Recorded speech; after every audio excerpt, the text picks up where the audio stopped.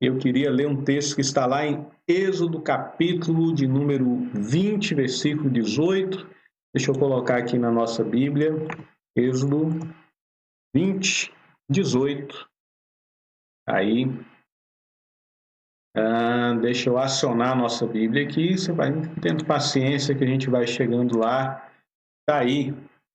Êxodo, capítulo 20, versículo de número 18.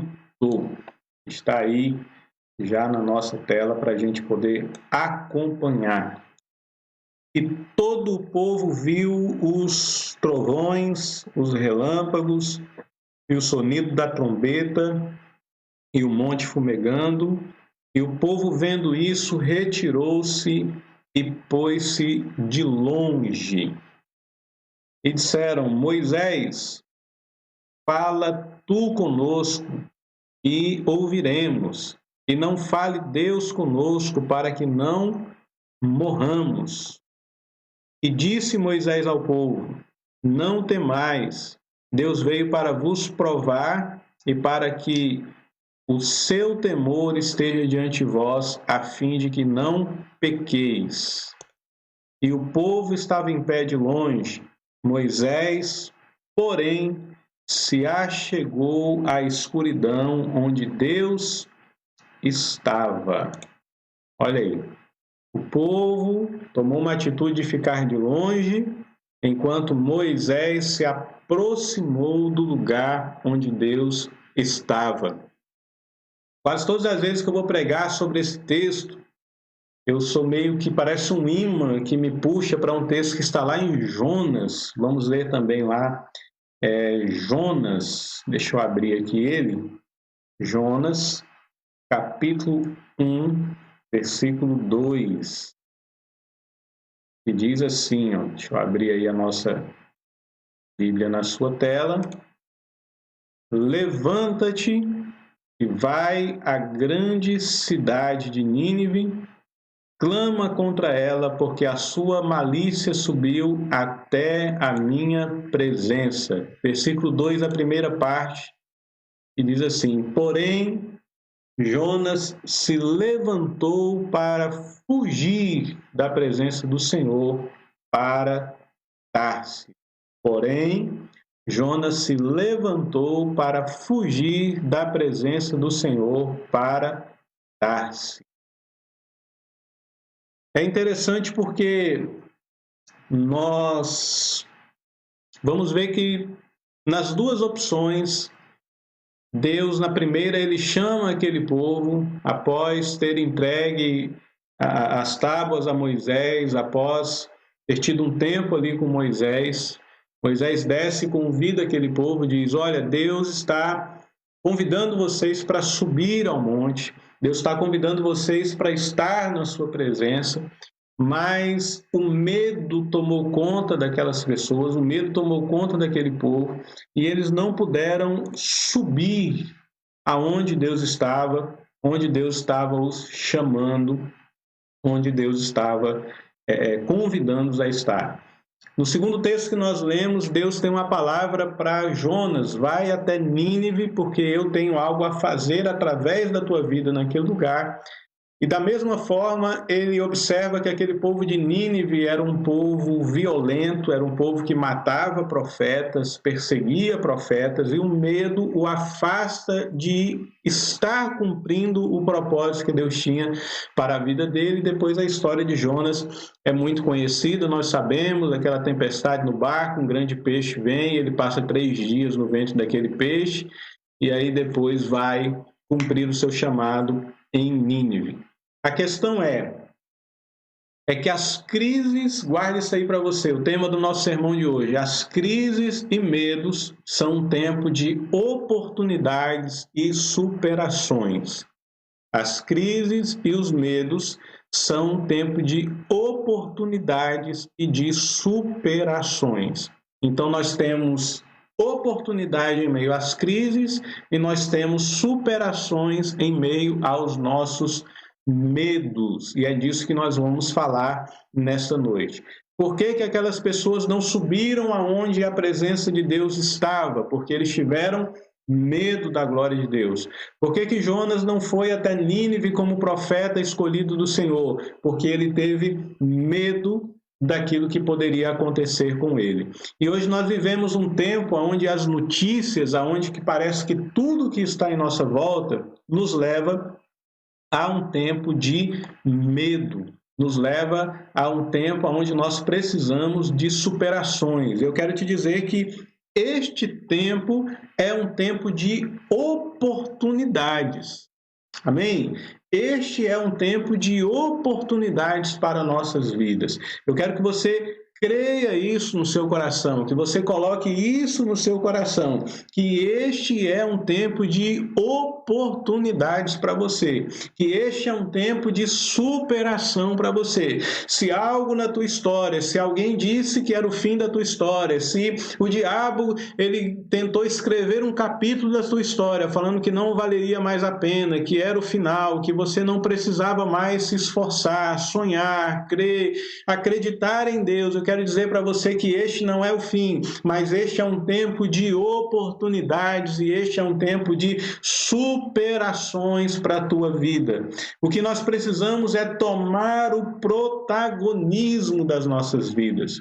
Muitas vezes nós deixamos que todos em nossa volta tomem o protagonismo, tome as rédeas da nossa vida. Nós deixemos que as notícias venham tomar o centro da nossa vida e o centro das nossas decisões. Nós ouvimos um jornal que diz que o desemprego vai aumentar e nós já nos colocamos no quadro dos desempregados.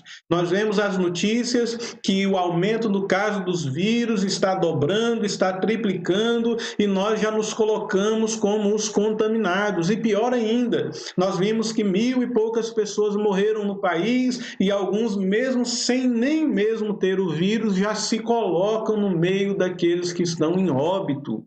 Eles veem a notícia e deixam então que essas notícias venham direcionar a sua vida. São direcionados pelas más notícias, são direcionados pelo medo, são direcionados pelos conflitos, são direcionados pela opinião das pessoas. Então nós precisamos tomar o protagonismo da nossa vida. Deus espera que você tome o protagonismo da sua história, que você seja o protagonista no sentido não de que você vai ser o protagonista além de Deus, mas Deus espera que você tome as atitudes certas, que você dê um passo de fé, que você seja um profeta para esse tempo, que você tenha uma vida de esperança e de milagres e que você faça a diferença hoje. Você não pode apenas ser um telespectador ou um espectador da sua vida. Não, você precisa ser aquele que faz a vida. Você precisa ser um obreiro, aquele que obra, aquele que faz, aquele que opera alguma coisa, e não um mero espectador. Tem muita gente vivendo apenas como espectadores. Nesse tempo tem muita gente que parou de fazer tudo, deixou de sonhar, deixou de projetar para se tornar um espectador do momento. Está apenas observando como vai ser. Meu irmão, Deus não te chamou para isso. Se nós estamos vivendo esse tempo, se nós estamos vivendo em meio a esta pandemia, é porque Deus tem um propósito com a tua vida para este tempo. Este é o nosso tempo. Esta é a nossa geração. Não é outra. Imagine só, ao longo da história, quantos problemas nós já tivemos. Imagina os nossos irmãos do primeiro século que eram colocados dentro de arena para serem devorados por leões, para degladiarem sem saber lutar. Eram pessoas que eram crucificadas em praça pública, decapitadas por causa da sua fé, e mesmo assim eles permaneciam e foram protagonistas da sua história. Nós vamos ver nos livros da história homens e mulheres que marcaram a sua geração, mesmo em meio a perseguições. Nós vamos ver homens se levantando através dos tempos, e eu não vou citar muitos aqui, mas que protagonizaram o seu tempo e que marcaram a sua geração, e este é o nosso momento de marcar a nossa geração. Quando nós olhamos desde o Antigo Testamento, Abraão marcou a sua geração, José marcou a sua geração, Moisés marcou a sua geração, Daniel marcou a sua geração, vários profetas marcaram a sua geração, os discípulos marcaram a sua geração, Lutero marcou a sua geração, e tantos outros que passaram, Wesley, tantos outros que passaram, marcaram a sua geração. E nós precisamos marcar também a nossa geração. Richard Spurgeon marcou a sua geração, 19 de agosto de 1886, quando ele funda, por assim dizer, a Igreja de Deus em 1886. Ele marca a sua geração. Eram tempos fáceis? Não, eram tempos difíceis, eram tempos de perseguição. As nossas igrejas foram queimadas, nos reunimos em escola, pessoas levaram tiros por causa da igreja, mas eles não desistiram, eles marcaram a sua geração. E se você vive em meio a tudo isso, você precisa ser protagonista da sua história e começar a marcar a sua geração. Você precisa começar a marcar esse tempo. Você precisa marcar esse tempo pela palavra de Deus, você precisa marcar esse tempo através da sua fé, você precisa ser um profeta para este tempo, não um profeta do caos, porque profetas do caos estão cheios, basta você ligar a sua televisão. Nós precisamos ser profetas da esperança, profetas de que Jesus está vindo, Jesus vai voltar, e isso não é mal, isso é bom, essa é a esperança da igreja. Jesus está voltando para buscar o seu povo, Jesus está voltando para buscar a sua igreja, e nós precisamos protagonizar esse tempo.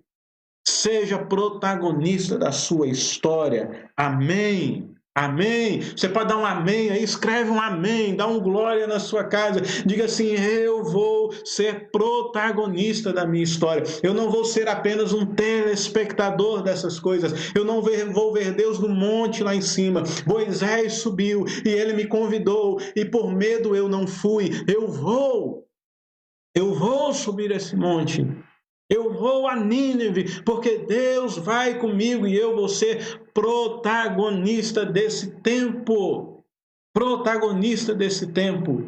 Quando eu leio a história de Jesus, eu vejo que multidões seguiam e que a palavra diz que muitas pessoas foram curadas, muitas pessoas receberam a cura, mas a maioria delas ficaram apenas com o nome, estavam no meio da multidão, mas algumas pessoas foram além de estar no meio da multidão e foram protagonistas por aquele tempo. Nós sabemos que havia um cego que se chamava Bartimeu, nós sabemos que havia um fariseu chamado Jairo, nós sabemos que tinha uma mulher com fluxo de sangue, embora não sabemos o nome dela, mas conhecemos a sua história. Nós sabemos que existe um homem chamado Lázaro que foi ressuscitado porque as suas irmãs mandaram chamar Jesus. Nós sabemos que existiram pessoas que protagonizaram, foram protagonistas da sua história naquele tempo. Então há um chamado de Deus para a tua vida hoje, de você ser protagonista para este tempo.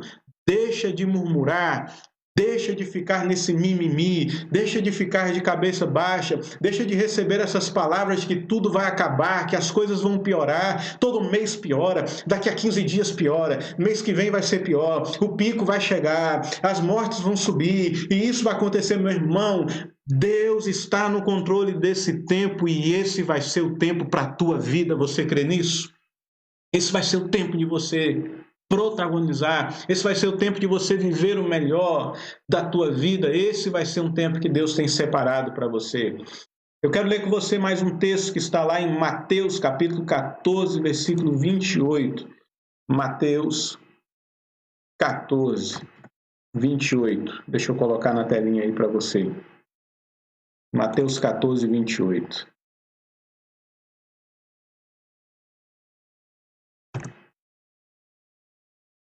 Amém. Aí. Mateus 14, 28. E diz o seguinte: e respondeu-lhe Pedro e disse: Senhor, se és tu, manda-me ir ter contigo por cima das águas. E ele disse: Vem. E Pedro, descendo do barco, andou sobre as águas para ir ter com Jesus. Mas, sentindo o vento forte, teve medo e, começando a ir para o fundo, clamou, dizendo: Senhor, salva-me. E logo Jesus, estendendo a mão, segurou-o e disse-lhe: Homem de pequena fé, por que duvidaste? Por que duvidaste? Pedro, havia uma tempestade, eles estavam atemorizados, pensando que iriam morrer naquele momento, uma tempestade, embora que fosse Jesus que os tivesse mandado ir para o outro lado.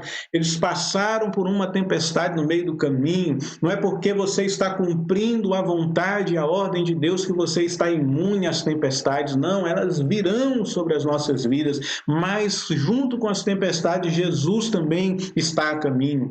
E de repente aqueles discípulos, eles começam a observar no meio de toda aquela ventania, de toda aquela tempestade, aquelas ondas batendo no barco, com medo de que vão morrer. Eles enxergam alguém andando sobre as águas. Eles nunca tinham visto ninguém andar sobre as águas. Ninguém havia visto nada como aquilo. E de repente eles começam a se apavorar e dizer assim: não bastava o vento, não bastavam as ondas, não bastava toda essa tempestade. Agora apareceu um fantasma. E Jesus disse: não tenha medo, sou eu, não é um fantasma, sou eu que estou aqui. E aí Pedro vira protagonista, então, dos discípulos que estão ali. Pedro lança uma palavra e diz assim: se é tu mesmo, Jesus, que está aí, eu também quero andar sobre essas águas, eu também quero fazer isso. E muitas vezes a gente olha para Pedro e diz assim: Pedro tinha umas ideias, mas depois, somente Jesus e ele andou sobre as águas, ele quis ser protagonista daquele tempo. Você está me entendendo, irmão? No meio de uma tempestade, no meio de fortes ondas, no meio de tudo que estava acontecendo, ele enxergou Jesus no meio da tempestade e ele disse assim: Jesus, se tu está andando sobre as águas, eu também quero, eu também posso, Senhor, me possibilita isso. E ele começou a andar sobre as águas. Você está me entendendo? Ele começou a andar sobre as águas. Aleluia! Só que aí, no meio do andar, ele começou a olhar para a tempestade, ele começou a olhar para as ondas, ele começou a olhar para o vento e ele começou a afundar. Ele afunda, mas Jesus está ali, pega pela sua mão e o levanta e coloca no barco e diz assim: homem de pequena fé. E a Bíblia diz que ele começou a olhar para o vento e para a tempestade. Sabe por que tem muita gente afundando nesse tempo? Porque está olhando muito para as más notícias. Porque está olhando muito para as tempestades. Tinha tudo para ser o protagonista. Tinha tudo para ser marcado como alguém que está andando sobre as ondas, sobre as tempestades, que está andando sobre tudo isso, que está como alguém como a águia, quando arma uma tempestade. Diz que a águia, ela sobrevoa e ela voa acima das nuvens, acima das tempestades. A tempestade está caindo, está molhando todo mundo aqui embaixo, mas a águia está sobrevoando sobre. Era mais ou menos isso que Pedro estava fazendo. Pedro estava andando sobre as águas, Pedro estava pisando sobre os problemas, porque Jesus estava com ele estava olhando para Jesus, mas quando ele tira o foco de Jesus, quando ele foca na tempestade, quando ele foca no desafio, quando ele foca no problema, quando ele foca nas más notícias, a fé dele começa a afundar com ele, e ele começa a afundar no meio daquela tempestade. Meu irmão, nós precisamos ser protagonistas, não espectadores, mas nós temos que ter fé para este tempo. Nós temos que ter fé para este tempo. Aleluia. O medo não pode te paralisar. O que paralisou Pedro foi o medo. E o medo ele não pode nos paralisar. Existe um novo tempo de Deus para nós. Quando Jesus entra naquele barco, ele cessa com a tempestade, o mar se acalma, o vento para, a tempestade para, porque Jesus estava naquele barco. Jesus está na sua vida também. Jesus está na sua vida. Então, existe um novo tempo para você. Como eu falei aqui, eu achei muito interessante a palavra do JB, que ele dizia: chegamos em junho e agora nós vamos viver um segundo tempo, e que esse segundo tempo seja um tempo novo. E eu saí do futebol e fui para o Rock Balboa. Eu gosto muito do Rock Balboa. Hoje até postei no meu Instagram, no Facebook, um vídeo do Rock Balboa. E quando ele falou essa palavra, me veio logo a imagem do filme, da cena do Rock Balboa. Como é que era o filme do Rock Balboa? Digita aí se você assiste, gosta do Rock Balboa, digita aí, isso aí, Rock Balboa. Rock Balboa, ele tinha 2 fases no filme, ou 3 fases no filme dele. A primeira era o desafio da luta, ele nunca queria lutar, mas ele acabava lutando. A segunda coisa que acontecia com o Rock Balboa era que no meio da luta, antes de enfrentar a luta, ele começava a treinar, e o treino dele sempre era difícil, sempre era mais dificultoso o treino do Rock Balboa.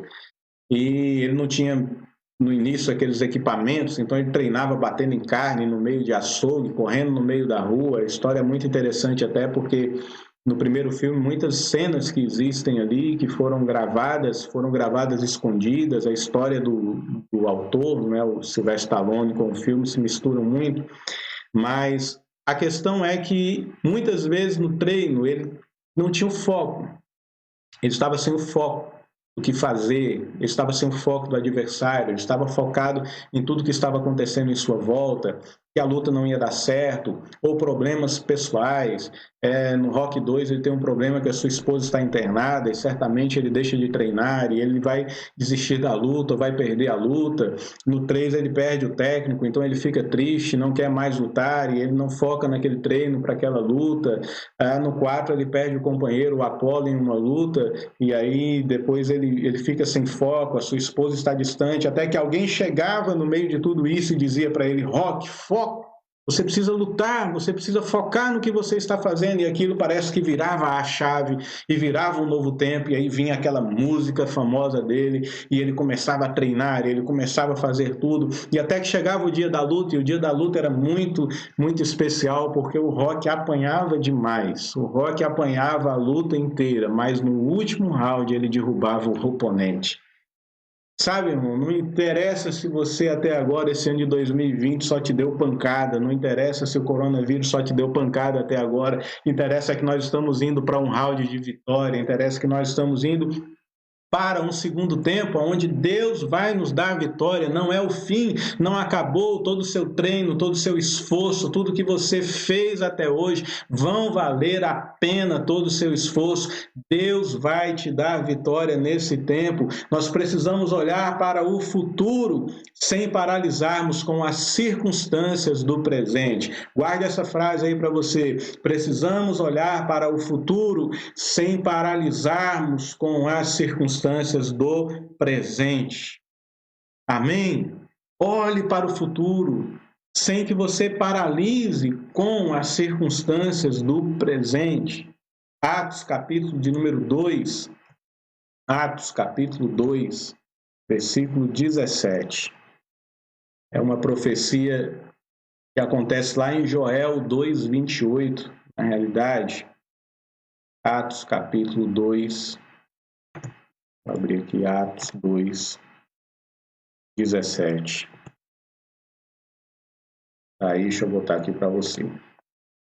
E nos últimos dias acontecerá, diz Deus, que do meu espírito derramarei sobre toda carne, e vossos filhos e vossas filhas profetizarão.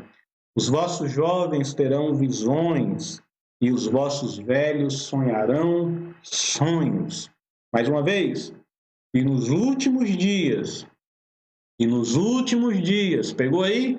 E nos últimos dias acontecerá, diz Deus, que do meu espírito derramarei sobre toda a carne, e os vossos filhos e as vossas filhas profetizarão. Os vossos jovens terão visões, e os vossos velhos sonharão sonhos. A Bíblia sempre nos fala que os últimos dias, os últimos tempos serão tempos trabalhosos, serão tempos difíceis. O amor de muitos esfriará. Nós viveremos as dores de parto, né? Quando uma mulher está para dar à luz, ela vai tendo aquela dor de parto, e quanto mais se aproxima a hora do parto, mais as dores, mais as contrações, elas vão intensificando, elas vão sendo mais frequentes. E nós sabemos que os últimos tempos, os últimos dias serão dias trabalhosos, mas também há uma palavra poderosa aqui que nos últimos dias Deus derramaria do Espírito dele sobre toda a carne. Então, os últimos dias também serão um tempo, eu creio, um tempo de avivamento, um tempo do derramar do Espírito Santo. Eu creio que nós estamos vivendo os últimos dias da igreja aqui nessa terra. E eu sempre tenho uma brincadeira santa que eu não quero experimentar a morte, eu quero experimentar o arrebatamento. Eu quero ser desse povo que vai estar vivo quando Jesus vier arrebatar a igreja, e eu quero subir com Jesus. Eu também não quero experimentar aqueles que vão ficar, os deixados para trás, né? E deve ser muito angustiante você conhecer a verdade, saber sobre Jesus, e no momento que ele vier buscar a igreja, a pessoa acabar ficando para trás, vendo as notícias que milhares, milhões de pessoas desapareceram em todo o mundo, enquanto alguns ficaram para trás. Eu quero ser daqueles que vão subir. Então eu tenho orado ao Senhor, Deus, eu estou com 4.1, quero ver se eu chego aí aos 80, 90, 100, não sei, mas que eu possa estar aí até que o Senhor venha arrebatar a igreja do Senhor. E eu creio que esse tempo, nós estamos vivendo os últimos tempos, os sinais estão aí, as dores de parto, as dores, elas estão aumentando a cada dia, estão intensificando a cada dia, sinal de que Jesus está próximo de voltar. E a palavra diz que nos últimos dias o Senhor derramaria do seu Espírito sobre toda a carne, mas há algo poderoso aqui. Essa era uma profecia que foi dada a Joel, e Joel, alguns creem que se data logo após o exílio, quando o povo está voltando a Jerusalém. Joel tem uma palavra para aquele povo. Essa profecia ela se cumpre no dia de Pentecostes, quando os discípulos estavam orando, 120 pessoas, e veio sobre eles, entrou um barulho de um vento na casa e veio sobre eles línguas repartidas como de fogo, e eles começaram a falar em novas línguas, e ali foi marcado então, Pedro vai explanar, trazer essa pregação, essa explicação para o que acontecia, dizendo que era cumprimento da profecia de Joel, que está lá em Joel capítulo 2, versículo 28, que nos últimos dias o Senhor derramaria o seu Espírito sobre toda a carne. Aquele era o último dia, os últimos dias para aquele povo. Nós vivemos, então, esses últimos dias que aguardam a vinda do Senhor Jesus. Mas há algo aqui espetacular para que nós possamos também trazer para nossas vidas. A palavra diz que os jovens terão visões. Os jovens terão visões. Às vezes nós passamos por esses momentos e muitos jovens perdem a visão da vida. Eu não estou falando só de um aspecto espiritual, de você ter visões espirituais, visões de Deus, porque esse versículo também implica isso, mas é uma palavra para aquele povo daquele tempo, que nos últimos dias os nossos jovens, eles não seriam escravos mais, como aconteceu no exílio. Eles teriam visão de um futuro melhor, eles iriam projetar algo para a vida deles, eles poderiam ser visionários, eles poderiam ser, como nós falamos aqui, protagonistas de uma história. Os nossos jovens, eles terão visões, eles vão projetar algo, eles vão ver uma promessa de Deus para o futuro. Nós vivemos um tempo de hoje onde parece que essa pandemia, onde parece que tudo isso que nos cerca tem tirado a nossa visão de um futuro. As pessoas têm tido uma visão de um futuro de desemprego, de um futuro de desastre, de um futuro de calamidade, de um futuro ruim. Os nossos jovens, você jovem, você que está me ouvindo nessa noite, você não pode perder a visão de um futuro melhor, de um futuro daquilo que Deus tem para realizar na sua vida e através da sua vida. Os nossos jovens terão visões. Eles serão visionários, eles poderão ver um futuro melhor, eles poderão ver aquilo que o homem não vê, eles verão com olhos espirituais, eles poderão ver pela fé o que o mundo não está vendo, eles vão descobrir o que o mundo não descobriu. Deus leva o profeta a um vale de ossos secos e pergunta: o que é que você está vendo? E ele diz: eu vejo um vale de ossos secos, e eles estão sequíssimos. E o Senhor diz: então profetiza sobre esse vale de ossos. E ele profetizou, e aquele vale se transformou em um numeroso exército. Abraão está dentro da sua tenda, na sua zona de conforto. Pregamos sobre isso, creio que no domingo passado.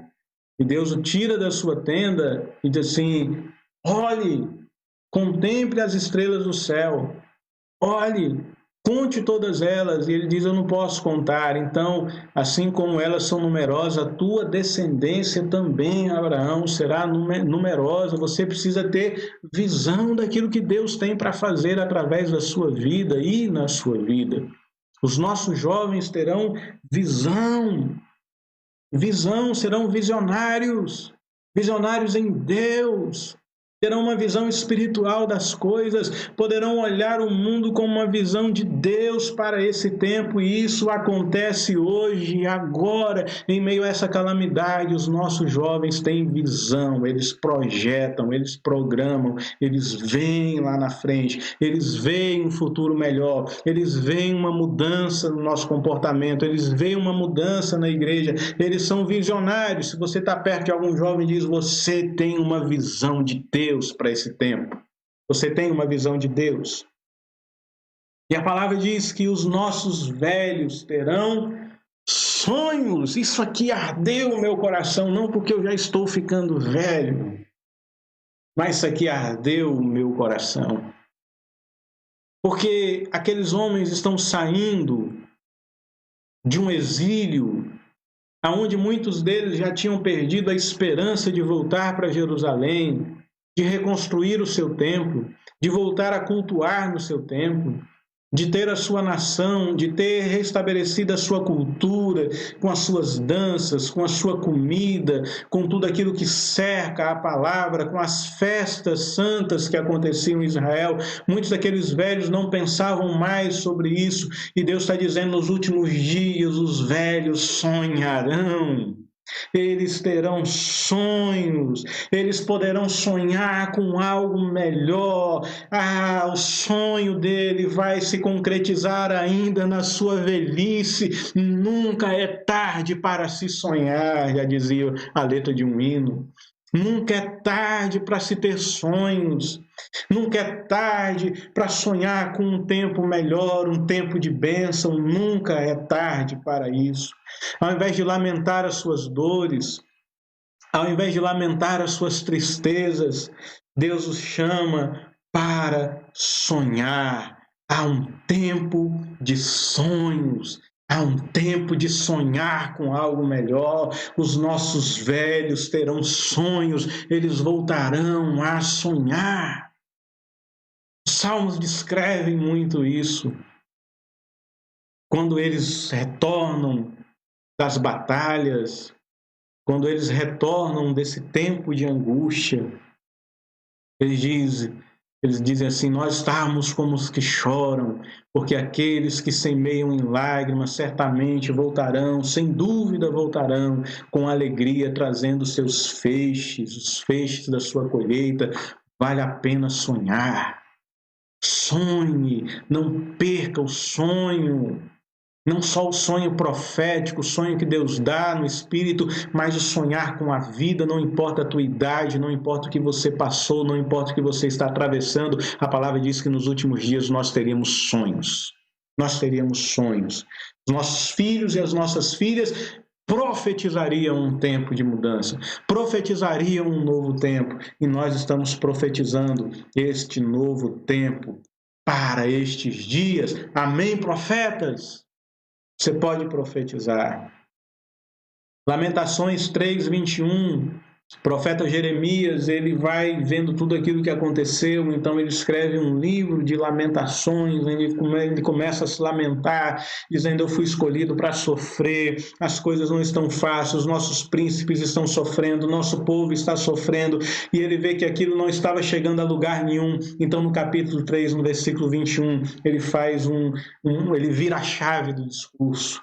Sabe? Ele entra no último round da luta do rock, ele vai para o segundo tempo do jogo, ele vai para um novo ritmo de vida, ele vai para um novo tempo de visão, ele vai para um novo tempo de profetizar, ele vai para um novo tempo de sonhos, e ele diz assim, Lamentações 3:21, eu quero trazer à memória aquilo que me dá esperança. Eu quero trazer à memória aquilo que me dá esperança. Essa é a palavra que Deus tem para a tua vida hoje. Esse é o tempo de você sonhar. Esse é o tempo de você ser visionário, você ter visão. Esse é o tempo de você profetizar. Esse é o tempo de você ser protagonista da sua história e traga à sua memória aquilo que pode te dar esperança. Desliga um pouco a tua televisão. Se informe, é necessário. O vírus mata, é complicado, mas Deus é maior do que o vírus. Você não pode morrer de uma depressão, você não pode morrer de uma outra coisa, você precisa viver em Deus. Você precisa viver a palavra de Deus e trazer à sua memória aquilo que pode te dar esperança. Traga aquilo que pode te dar esperança.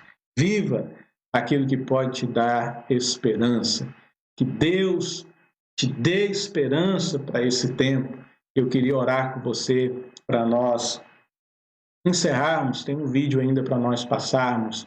Eu queria orar com você e no final eu tenho um aviso, um recado importante para você. Muito obrigado a todos vocês que estão aqui conosco. Pastor Danilo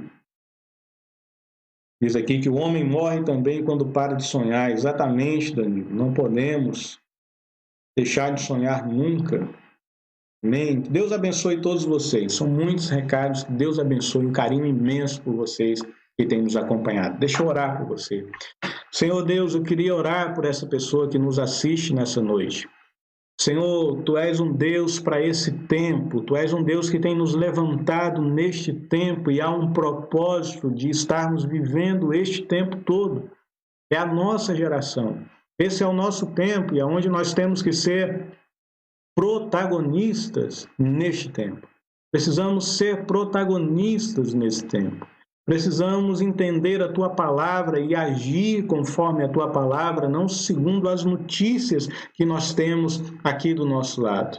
Precisamos ter um olhar para o futuro, independente das circunstâncias deste presente.